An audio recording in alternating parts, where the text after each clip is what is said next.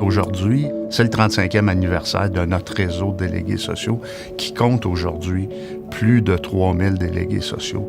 Je me souviens, le réseau a été créé en 1983, la même année que la fondation du Fonds de solidarité.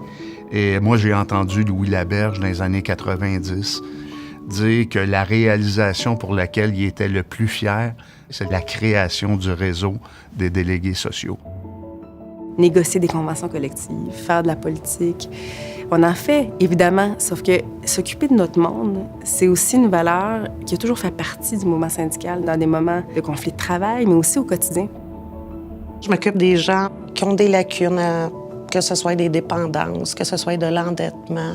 Je veux dire, on touche aux mesures disciplinaires, tout ce qui touche au côté humain.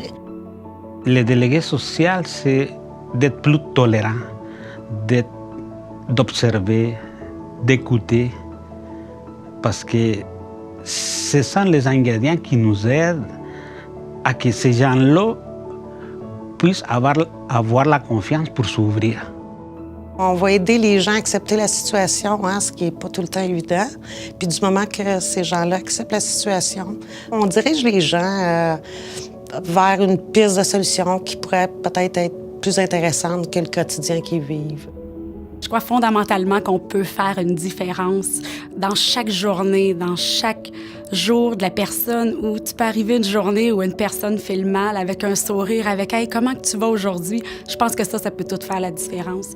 Et puis, je crois que tendre la main à quelqu'un, on en a besoin.